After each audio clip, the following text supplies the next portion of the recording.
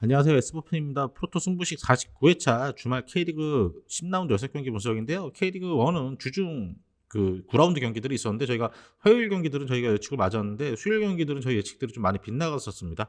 어떤 요인이 있었는지 한번 살펴보도록 하겠습니다. 첫 번째 경기 수원FC와 FC서울의 경기인데요. 수원FC는 저희 예측처럼 대구와 무승부를 거뒀는데 저희가 한 2대2 예상했는데 1대1로 언더로 끝이 났죠. 이승우를 선발로 내세웠고 또 김선민 선수를 수비형 미드필더 자리에 박주호 대신에 김선민이 나오면서 초반에 힘을 좀 줬습니다. 이승우 중심의 공격 전개가 매섭긴 했는데 슈팅 정확도가 좀 아쉬웠죠. 라스를 향한 측면에서의 크로스 연계도 좋았는데 상대 수비 라인의 높이가 좋았던 만큼 라스가 좀 고전했던 경기였죠.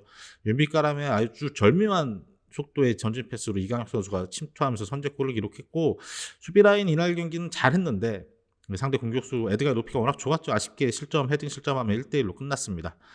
꾸준히 골은 나오고 있고 수비에서도 김선민 카드 효과를 볼 것 같은 수원FC입니다. 서울은 강원 원정에서 저희가 언더 예상을 했었는데 엄청난 오버게임이 나왔었죠. 윌리안과 일류첸코 공격 체제를 좀 바꿨는데 윌리안은 괜찮았는데 일류첸코가 좀 경기력이 아쉬웠습니다. 강원 역수 수비를 대처 못하면서 흔들렸는데 서울 수비가 못했다기보다 강원 양현준 선수가 너무 좋은 경기력을 보여줬죠.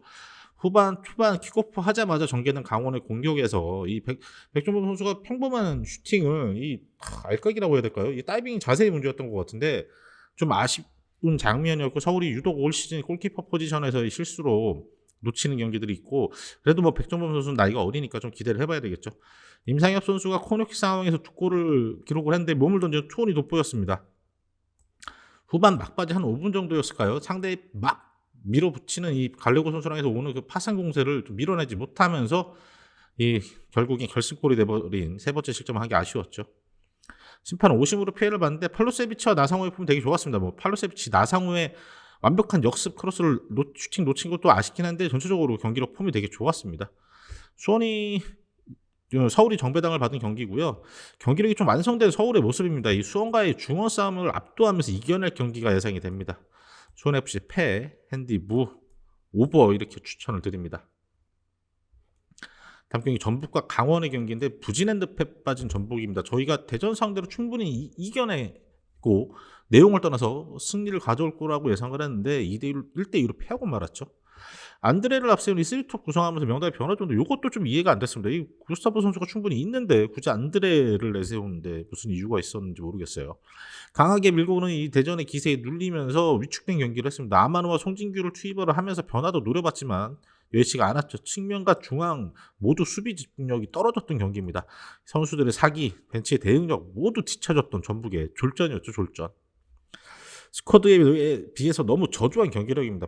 분위기를 어떻게 바꾸느냐가 관건이 될 이 전북의 입장입니다.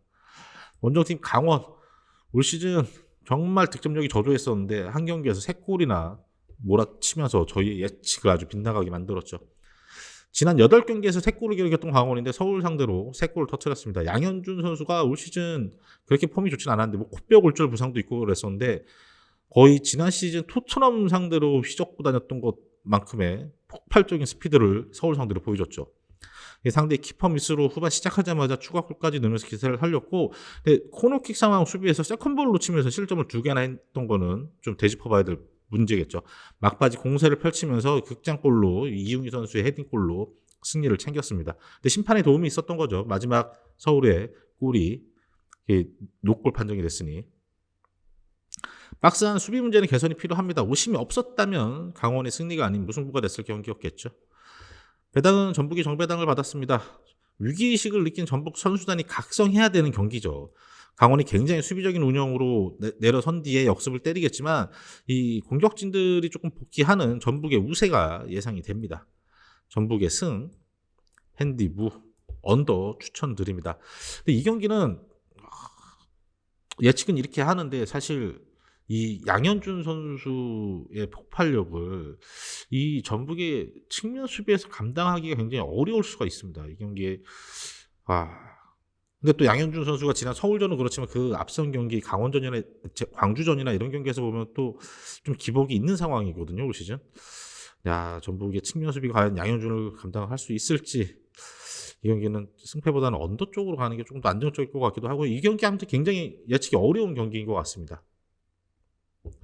다음은 대전과 제주의 경기인데요. 대전 운이 아닌 실력임을 증명하는 팀이 됐습니다.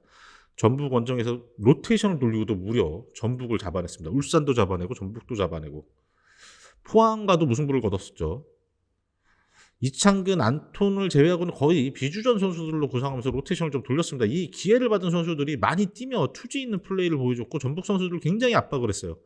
안톤의 골 장면도 굉장히 인상적이었습니다. 반대쪽에서 전개가 되니까 이 왼쪽 센터백 이 안톤 선수 상대 박스 안까지 침투해서 아마 전북 수비수도 얘가 왜 여기 있어 하고 깜짝 놀랐을 겁니다.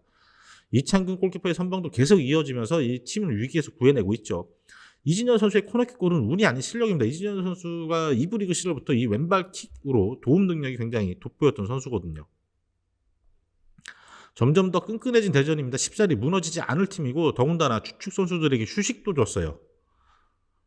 원정팀 제주입니다. 광주 원정에서 끈적한 축구로 말 그대로 끈적한 축구로 1대0으로 승리하면서 저희 예측을 빗나가게 만들었죠. 이 자꾸 빠른 선수들 위주로 쓰리톱을 구성을 했는데 광주의 전진 압박 시 이 뒷공간을 노리려는 의도적인 구성이었던 것 같습니다. 완전히 의도적으로 내려서고 거친 플레이로 광주의 공세를 막아냈습니다. 김동준 골키퍼의 선방이 다시 재현되면서 팀을 구해냈죠. 근데 이 키퍼 선방이 많이 나온다는 거는 그만큼 수비가 불안 요소가 많다는 위기가 많이 생긴다는 요소가 되겠죠. 이 서진수의 런닝 헤더 세컨볼 요거 한 골 말고는 그 장면밖에 없었던 제주의 공격이죠. 배당은 대전이 정배당을 받았고요. 수비 불안 요소가 큰 제주입니다. 대전의 높은 위치의 압박과 공세를 버틸 수 있을지 모르겠네요. 기세가 오른 대전, 로테이션으로 체력 안배까지 앞선 경기입니다. 대전의 승, 핸디부, 오버 이렇게 추천을 드립니다. 다음 경기 포항과 인천의 경기인데요. 유일한 무패팀 포항입니다. 포항은 저희 예측처럼 수원 상대로 승리를 거두긴 했는데 포항 입장으로서는 만족할 수 없었던 경기였죠. 주중 경기인 만큼 조금 선발 명단에 로테이션을 주기도 했었는데 그래도 포항에게 아쉬운 경기였습니다. 로테이션을 일부를 돌리긴 했지만 그래도 포항의 팀클러는 유지가 됐죠. 상대 키퍼의 판단 미스 실수로 이른 시간 김승대가 선제골을 기록을 했는데 공격 전개의 마무리가 상대 수비벽에 계속 걸리면서 추가 득점을 올릴 수가 없었죠. 역습과 속공 전개 스타일은 유지를 했는데 결정력이 좀 아쉬웠던 경기였습니다. 중원에서의 이 오바르단의 존재가 크고 완벽한 이제 포항에서 없어서 안 될 선수가 돼버렸고 신진호라는 선수의 공백을 완전히 지워버리고 있죠. 주춤했던 경기력입니다. 그래도 결과는 챙겼고 이번 경기에서는 다시 포항다운 그런 화끈한 공격력을 보여줄 것 같습니다. 원정팀 인천이죠. 울산에게 저희 예측처럼 패했는데 단 1실점으로 막아내면서 잘 막아냈습니다. 센터백 라인에 좀 변화를 줬던 인천입니다. 근데 센터백 라인에서 매칭 미스가 발생하면서 이 높이 싸움에서 지면서 선제 실점을 했죠. 울산의 공세를 막아내면서 역습을 노렸는데 역습에 좀 견고함이 부족했습니다. 빌드 미스로 공을 뺏기면서 위기 상황도 많았고요. 후반 공격진의 교체를 하면서 찬스를 만들어냈긴 했는데 울산의 수비 라인을 넘어서긴 좀 역부족인 경기였습니다.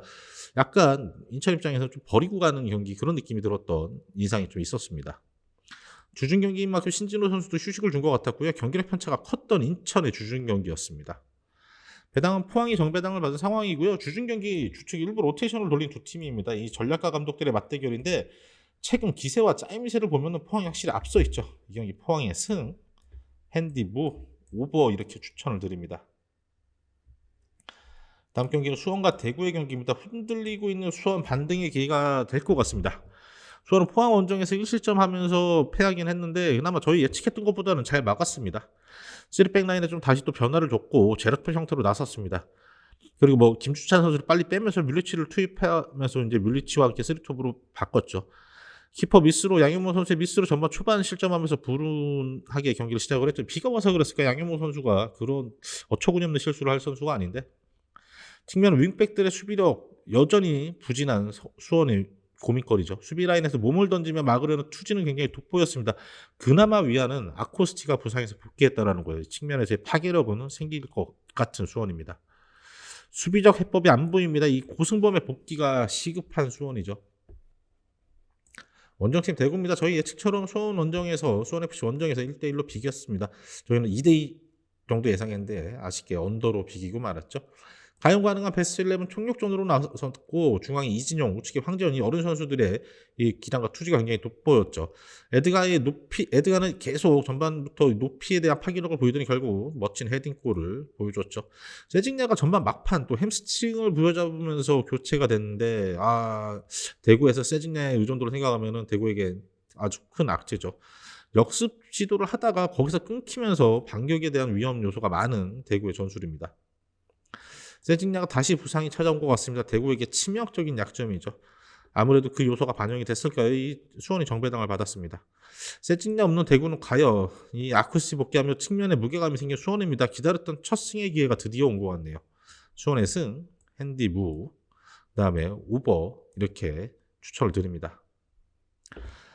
다음 울산과 광주의 경기인데요. 울산에 측면하면 엄원상이 있고 광주에 측면하면 엄지성이 금호고 선후배의 맞대결이 예상이 됩니다.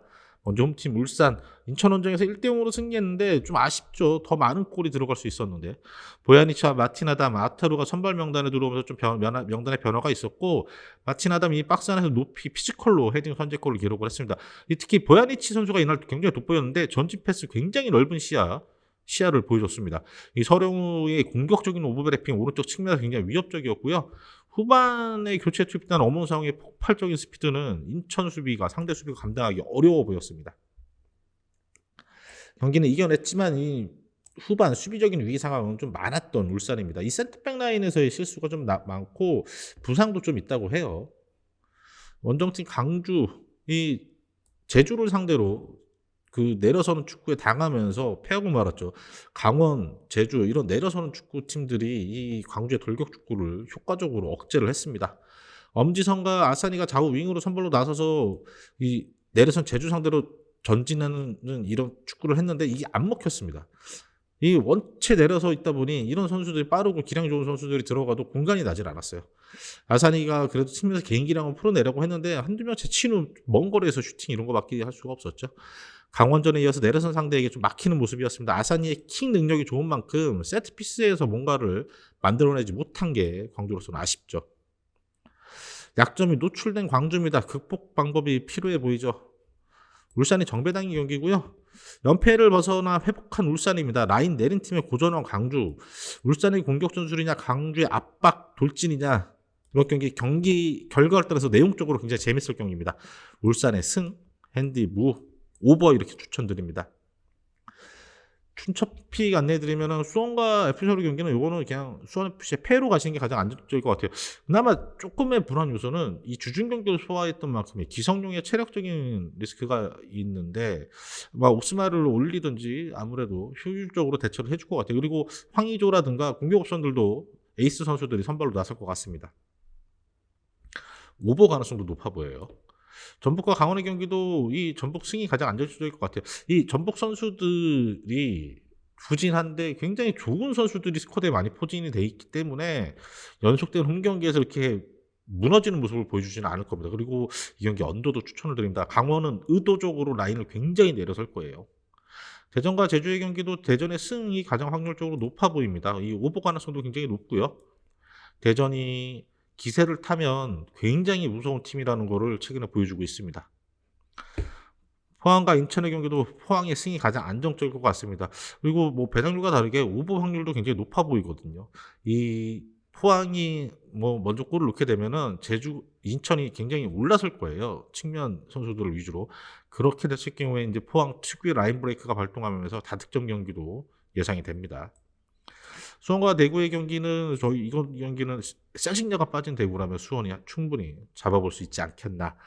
에드가의 높이는 불투이스가 충분히 커버가 가능할 겁니다. 과연 이 대구의 측면 수비수들이 이 수원의 측면 공세 김보경이나 아쿠스티 그리고 중앙에서 바사니 선수의 이런 개인 기량들을 막아낼 수 있을지가 관건인데요.